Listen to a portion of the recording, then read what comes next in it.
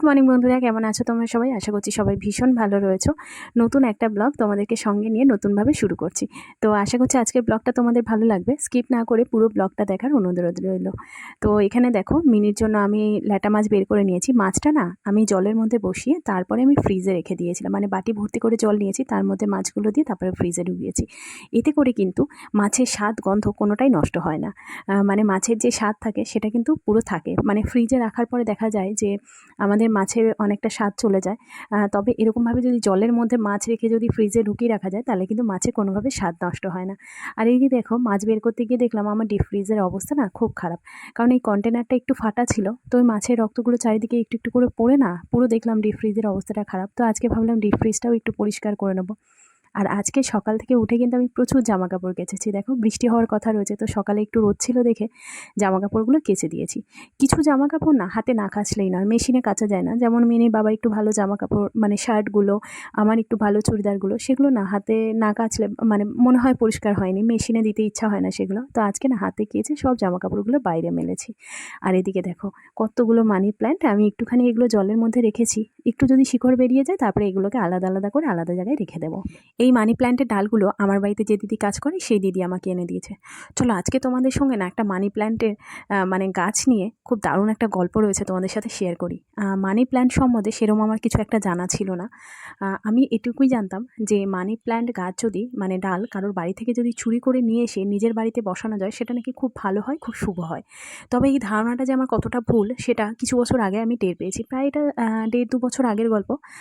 আমি না একজনের বাড়ি থেকে মানি প্ল্যান্ট নিয়ে এসে নিজের বাড়িতে রেখেছিলাম। মানি প্ল্যান্ট গাছটা নিজের বাড়িতে রাখা ঠিক 2-3 দিন পর থেকে দেখছিলাম আমার বাড়িতে না মানে প্রায় সময় অশান্তি লেগে থাকতো। মানে সারাদিনে প্রায় দিন তো মিনির বাবার সঙ্গে আমার অশান্তি লেগেই থাকতো। তারপরে ঘরের সবার সঙ্গেই টুকটাক দেখলাম যে অশান্তি লেগে রয়েছে। মানে কারোর মনেই যেন কোনো শান্তি নেই। আমার তো ছিলই না। মানে প্রায় সময় একটু মন খারাপ নিয়ে বসে থাকতাম যে কেন হঠাৎ করে এরকম হচ্ছে। মানে চাইতাম না যে মিনির বাবার সঙ্গে অশান্তি হোক। তারপরেও দেখতাম কোনো না কোনো কারণে ঠিক অশান্তি লেগে যাচ্ছে। নয় মিনির বাবা কিছু নিয়ে চেল্লামিল্লি করছে, নয় আমি চেল্লামিল্লি করছি। দেখা যাচ্ছে যে ঝগড়া হয়ে যাচ্ছে। তো এরকমভাবে বেশ কিছুদিন চলছিল। হঠাৎ করেই না একজন আমার চেনা পরিচিত একজনের সঙ্গে আমি না এই কথাটা শেয়ার করলাম। মানে আমায় জিজ্ঞাসা করলো যে, "কোনো কিছু হয়েছে? মন খারাপ কেন?" তখন আমি বললাম যে, আর বলো না, বেশ কিছুদিন ধরে না ঘরে কিছু না কিছু নিয়ে একটা অশান্তি লেগে যাচ্ছে।" তো যাকে বলেছিলাম এই কথাটা, উনার না গাছ সম্বন্ধে প্রচুর জ্ঞান। মানে উনি প্রচুর গাছ মানে উনি নিজের বাড়িতে রাখা। ওনার গাছ সম্বন্ধে প্রচুর জ্ঞান রয়েছে। তো উনি তখন আমায় বলেছিল, "তুমি কি বাড়িতে কোনো গাছ বসিয়েছো নতুন?" আমি বললাম যে, না আমি তো কোনো গাছ বসাইনি।" মানে ওনার গাছ সম্বন্ধে জ্ঞান এরকমই যে কোন গাছ কী কাজে লাগে বা কোন গাছ থেকে কিছু হতে পারে কিনা সবটাই ওনার জানা ছিল। তো তখন আমি বললাম যে, "না গাছ তো কিছু বসাইনি, তবে মানি প্ল্যান্টের না ডাল নিয়ে এসে আমি বসিয়েছি। মানে ওটাই তো একমাত্র গাছ যেটা আমি ইজিলি মানে সেটাকে টেক কেয়ার করতে পারবো। মানে অন্য গাছের সম্বন্ধে তো আমার খুব একটা জানা নেই, কতটা জল বেশি দিলে বা জল কম দিলে সেটা বাঁচবে। অন্য গাছ না আমার হাতে খুব একটা বাঁচে না, মানে আমি যত্ন নিতে পারি না একমাত্র মানি প্ল্যান্টটা ছাড়াই।" তো তখন আমাকে বলল যে, "মানি প্ল্যান্টটা কোথা থেকে নিয়ে এসছো? কিনে?" তো আমি বললাম যে, "না আমি তো কিনে নিয়ে আসিনি, আমি একজনের বাড়ি থেকে নিয়ে এসেছি।" তো আমি তখন জিজ্ঞাসা করলো যে, "যার বাড়ি থেকে নিয়ে এসছো তার বাড়ির পরিস্থিতি কীরকম তুমি জানো?" আমি বললাম যে, "হ্যাঁ, ওনারা তো আমাদেরই বাড়ির পাশে থাকে, মানে বাবার বাড়ির পাশে থাকে। ওনাদের বাড়িতে কিন্তু প্রায় সময় অশান্তি লেগে থাকে। মানে ওনাদের বাড়িতে যে শান্তি নেই সেটা পাড়া সবাই জানে। মানে দিনরাত চেল্লামিল্লি ঝগড়া এইসবই লেগে থাকে।" তো আমাকে বলল, "তুমি না আজকেই গাছগুলোকে নিয়ে ফেলে দেবে বাইরে।" আমি বললাম যে, "কেন?" বলছে যে, "মানি প্ল্যান্টের একটা জিনিস মাথায় রাখতে হবে যে মানি প্ল্যান্ট গাছ সবসময় যেখান থেকে নেবে সেখান থেকে পয়সা দিয়ে নাকি নিতে হয়। মানে বা রাস্তার ধারে যদি থাকে তাহলে নিতে হয়। কারোর বাড়ি থেকে যদি নিয়ে আসো তাহলে কিন্তু তার বাড়ির যে সমস্যা সেগুলো কিন্তু তোমার বাড়িতে চলে আসবে।" আমি বললাম যে, "এটা সত্যি?" বলল যে, "হ্যাঁ, তুমি গাছগুলোকে ফেলে দিয়ে দেখো।" আমি কিন্তু ওনার কথা সেদিন বিশ্বাস করে গাছগুলোকে ফেলে দিয়ে দেখেছিলাম। সত্যি আমার সংসার থেকে কিন্তু অশান্তিটা চলে গেছে। ঝগড়াটাও কোথায় চলে গেছে বুঝতে পারিনি। সেদিন থেকে আমি খুব বিশ্বাস করি যে মানি প্ল্যান্ট গাছ কখনো কারোর বাড়ি থেকে নিয়ে আসতে নেই। যখনই বাড়িতে বসানোর ইচ্ছা হবে তখনই নার্সারি থেকে আমি কিনে নিয়ে আসি, বা যদি রাস্তার ধারে দেখি ডাল রয়েছে যেটা কারোর বাড়ির সঙ্গে নয়, এমনি রাস্তার ধারে রয়েছে, তখনই নিয়ে আসি। তো কাজের দিদি আমাকে কদিন আগে দেখে বলল যে, "তুমি এই গাছগুলো কিনে নিয়ে এসছো?" আমি বললাম যে, "হ্যাঁ।" বলল, "এই গাছ আবার কিনে নিয়ে আসতে হয়?" আমি বললাম যে, "হ্যাঁ গো, কিনে নিয়ে আসি আমি।" বলল, "রাস্তার ধারে কত হয়ে রয়েছে?" আমি বললাম, "রাস্তার ধারে না কারোর বাড়িতে?" বলল, "না, না রাস্তার ধারে।" তো আমি বললাম, "ঠিক আছে তাহলে কয়েকটা ডাল এনে দিও।" তো সেই জন্য দিদি আমার এই ডালগুলো এনে দিয়েছে। সেই দিনের পর থেকে মানি প্ল্যান্টের সম্বন্ধে একটু হলেও আমার জ্ঞান হয়েছে যে মানি প্ল্যান্ট কোথায় কীভাবে রাখতে হয় আর কোথা থেকে কিনে নিয়ে আসতে হয় বা কোথাও থেকে তুলে নিয়ে আসতে হয়। তো যাই হোক, তোমাদের সঙ্গে গল্প করতে করতে আমার ঘরের সব কাজগুলো দেখা হয়ে গেছে, আর আলনাটা একটু অগোছালো ছিল, সেটাকেও গুছিয়ে ফেলেছি। মিনির বাবা প্রায় দিন না এই টাওয়াল নামাতে গিয়ে পুরো জামাকাপড়গুলোকে ফেলে দেয়, তো দেখা যায় বেশিরভাগ দিনই না আমার আলনাটা অগোছালো হয়ে থাকে। তো আলনাটাকেও একটু গুছিয়ে নিলাম আজকে। আর এদিকে দেখো একটু ভাত বসিয়ে দিয়েছি। ভাতটা না আজকে একটু বড় হাঁড়িতে বসিয়েছি, কারণ দিদিরা আসবে। দিদি বলল দিদি সকালে রান্না করে নিয়েছে, তবে গুড্ডুর এখানে পড়া রয়েছে, তো গুড্ডু চলে আসবে এখানে। তো দিদি বলল ঠিক আছে, তাহলে আমার তো রান্না হয়ে গেছে, তরকারিটা নিয়ে যাচ্ছি, তুই একটু তাহলে ভাত করে নে। তো সেই জন্য আমি ভাতটা বসিয়ে দিয়েছি। তবে মায়ের জন্য আর আমাদের রাতের জন্য তো রান্না করতে হবে, তো সেই জন্য সবজি কেটে নিয়েছি, ঝিঙে আলু নিয়েছি। আর আজকে না মিনির মাছ আর আমাদের মাছ একসঙ্গে করে নেব। তবে মিনির মাছটা আগে তুলে নেব, নিয়ে তারপরে মানে ওর জন্য একটু তরকারি আগে তুলে নিয়ে তারপরে আমাদের তরকারিটাতে ঝাল দেবো, মানে প্রথমে ঝাল দেওয়া যাবে না। তো সেই জন্য দেখো এখানে আমাদের মাছগুলো নিয়ে নিয়েছি, আর মিনি মাছটা নিয়েছি, একটু নুন হলুদ মাখিয়ে মাছগুলোকে আগে ভেজে নেব।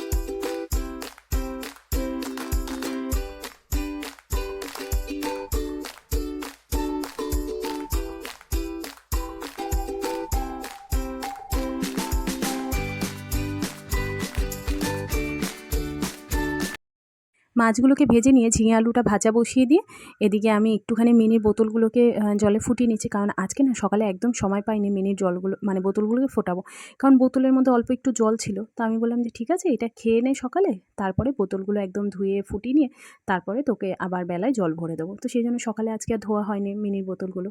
আর কিছু বাসন ছিল, ভাবলাম রান্না করতে করতে সময় রয়েছে হাতে, একটু বাসনগুলোকে মেজে নিই। কারণ মিনিকে খাওয়াতে বসলে আমার যা সময় যায় এখন করে, তো সেই জন্য মিনিকে খাইয়ে উঠে তারপরে যদি আমি রান্নাঘরের কাজ করে তারপরে যদি স্নান করে খেতে যাই না, আমার পুরো বেলা 4টে হয়ে যাবে। তো সেই জন্য রান্নার ফাঁকে ফাঁকে ঘরের সব সব কাজগুলোকে সেরে রেখে দিই। তাহলে কি মিনিকে খাইয়ে নিয়ে তারপরে আমি স্নান করে খেতে বসে যেতে পারবো। কারণ স্নান করে ওঠার পর না আমি আর 2 মিনিটও থাকতে পারি না। আমার প্রচণ্ড খিদে পেয়ে যায়। ঝিঙে আলুটা ভাজা হয়ে যাওয়ার পরে আমি এর মধ্যে একটু ধনে গুঁড়ো, জিরে গুঁড়ো, একটু হলুদ গুঁড়ো আর একটু আদা ঘষে দিয়ে দিয়েছি। লঙ্কাটা দিইনি। তো মশলাগুলো খুব ভালোভাবে মিশিয়ে নেব একটু ঝিঙে আর আলুটার সঙ্গে। নিয়ে এইখান থেকেই না আলু একটু ঝিঙে মিনির জন্য আগে তুলে নেব। তো এখানে দেখো মশলার সঙ্গে মানে সবজিটা খুব ভালো করে মিশে গেছে। তো এখান থেকে একটু মিনির জন্য আগে তুলে নিচ্ছি। নিয়ে তারপরে আমাদের তরকারিটার মধ্যে লঙ্কার গুঁড়ো দেব।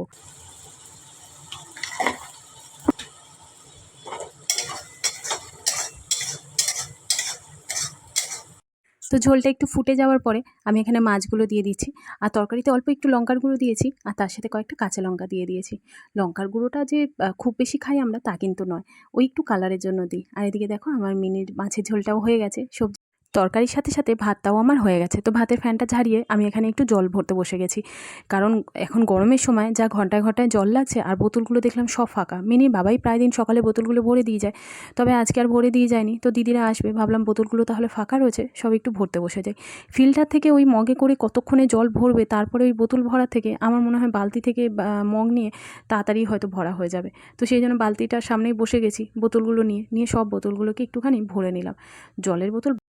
আর এদিকে দেখো মাকে নিয়ে এখন বসেছি, মায়ের চুলটাকে আজকে কেটে দেবো, কারণ স্নানে যাব। আমি বললাম স্নানে যাওয়ার আগে তোমার চুলটাকে কেটে ফেলি। তো দিদি এসেছিলো, দিদিকে বললাম দিদি তুমি কাটিং শিটটা একটুখানি ধরো, আমি মায়ের চুলগুলো কেটে ফেলি। আর আমার মিনি সোনাকে দেখেছো, একদম সোজাসুজি দাঁড়িয়ে দেখছে ওর ঠাম্মিকে নিয়ে আমি কী করছি। ও কিন্তু মাঝে মাঝে প্রচণ্ড রেগে যায় যখন ওর ঠাম্মিকে একটু চুলে শ্যাম্পু করে দিই বা কিছু, অবাক হয়ে দেখতে থাকে যে আমি ঠাম্মিকে নিয়ে কী করছি। তখন হু হাঁ করেও কত রকমের প্রশ্ন করতে থাকে ঠাম্মিকে, যে তোমাকে নিয়ে কী করছে মা, কেন করছে। তো ও তো এখন দুষ্টামি করার একটু সুযোগ পেয়েছে, জানে ঠাম্মিও ধরার নেই মাও ধরার নেই, তো সেই জন্য দাঁড়িয়ে দাঁড়িয়ে হা করে দেখছে কী করছি। দেখো সামনেও চলে এসছে আবার দেখার জন্য। তো আজকে বসেছি মাকে চুলটা কেটে দেবো, কারণ মায়ের না চুলটার জন্য প্রচণ্ড প্রবলেম হচ্ছে। তো একটু ছোট করেই কেটে দেবো। মাকে কালকেই বলেছিলাম যে তোমার চুলটা কি কেটে দেবো? মায়ের না চুল কাটার জন্য মাকে রাজি করানোটা খুব চাপের। তো মা কালকে রাজি হয়ে গেল যে আচ্ছা ঠিক আছে কেটে দিস। কারণ এখন করে না মা একদম চুলের মানে জট ছাড়াতে পারে না। কারণ মাথার সামনে দেখলাম কালকে শ্যাম্পু করাতে গিয়ে চুলে যা জট পড়েছে, মানে সেই জটটা ছাড়াতে গিয়ে মাথার অর্ধেক চুল মানে উঠে গেছে। আর প্রায় সময়ই মাথা ব্যথা করছে, মানে মাথাটা ভার হয়েছে, শরীরটা ভালো লাগছে না। বেশ কিছুদিন ধরেই এই কথাগুলো শুনতে, শুনতে আমি কালকে যখন শ্যাম্পু করতে গিয়ে দেখলাম যে মাথাটার এরকম অবস্থা, আমি তখনই বললাম, "তোমার কিন্তু আমি চুলটাকে কেটে দেবো।" বলল যে, "আচ্ছা ঠিক আছে দিস।" আমায় বলল, "দেখিস যেন আমি একটু খোঁপা করতে পারি।" তবে মায়ের চুলের যে লেন্থটা ছিল সেটাতে মানে কাটার পরে না আর খোঁপা করা যাবে বলে আমার মনে হয় না। তো আমি বললাম, "মা তুমি একটা না গার্ডার ব্যবহার করো তাহলেই হবে।" বলল, "আচ্ছা ঠিক আছে।" আমি বললাম যে, "খোঁপার দরকার নেই, তুমি একটা গার্ডার ব্যবহার করলো।" বলল, "ঠিক আছে।" তো এই কথায় মা রাজি হয়ে গেল। গিয়ে না আমি মায়ের চুলটাকে কেটে দিলাম। এরপরে আর ভিডিওটা কন্টিনিউ করতে পারিনি, কারণ মায়ের না পিঠে প্রচণ্ড ব্যথা করছিল। বলল, "আমি আর বসতে পারছি না।" তো তাড়াহুড়ো করে কেটে দিয়ে মা চলে গেল খেতে। তো আমরা ওইখানে খেতে বসে গেছি। দিদি দেখো মাছের কাঁটা নিয়ে এসেছিল, ভেটকি মাছের কাঁটা।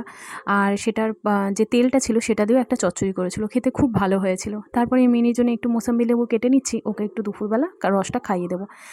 মায়ের চুলটা কেটে দেওয়ার পরে মা দেখলাম যে কান্নাকাটি করছে। মানে কান্নাকাটি করছে বলতে সেরকমভাবে নয়, মনটা খুব খারাপ হয়ে গেছে, চোখ দিয়ে জল বেরিয়ে।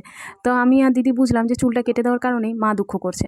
তো বিশ্বাস করো আমার কিন্তু এই ব্যাপারটাতে সামান্য দুঃখ হয়নি যে মা মানে চোখ দিয়ে জল বেরিয়ে গেছে বলে আমার একটু দুঃখ হয়নি। কারণ একটা জিনিস বোঝো যে যে মানুষটা বিছানা থেকে উঠতে পারে না, বিছানাতে খাওয়া, তার স্নান, তার সব কিছু, যে মানুষটা চুলের একটু এখন যত্ন নিতে পারে না, সারাক্ষণ চুলের মধ্যে জট পাকিয়ে থেকে মাথা যন্ত্রণা হচ্ছে, চুল আঁচড়াতে পারছে না, যার কারণে চুল উঠে যাচ্ছে সব, মানে চুল ভালো থাকা থেকে খারাপ হচ্ছে বেশি। তো সেই জিনিসটার জন্য শুধু, শুধু কষ্ট পেয়ে তো লাভ নেই। তো যথেষ্ট বড় করে কেটেছি। তো মায়ের মনে হচ্ছে যে একটু যদি আরও বড় থাকতো, সামান্য একটু যদি কাটা। আমি বললাম, "দেখো মা ওরকমভাবে কাটার থেকে না কাটাই ভালো।" তো তোমরাই বলো বন্ধুরা যে আমি কাজটা ঠিক করেছি না ভুল করেছি। মানে যে জিনিসটার জন্য কষ্ট পাবে সেটার থেকে ভালো না যে সেটাকে তুমি কেটে দাও, দিয়ে তুমি নিজে ঠিক থাকো, সুস্থ থাকো। মানে নিজের মাথা হালকা লাগবে সেরকম থাকো। আমার সেটাই মনে হয়েছে। তো সেইজন্য আমি একটু ছোট করেই কেটে দিয়েছি। তো যাই হোক আজকের মতো ব্লগটা এইটুকু। ভালো লাগলে একটু লাইক করো, কমেন্ট করে জানিও কেমন লাগলো। দেখা হচ্ছে নতুন আরও একটা ব্লগে।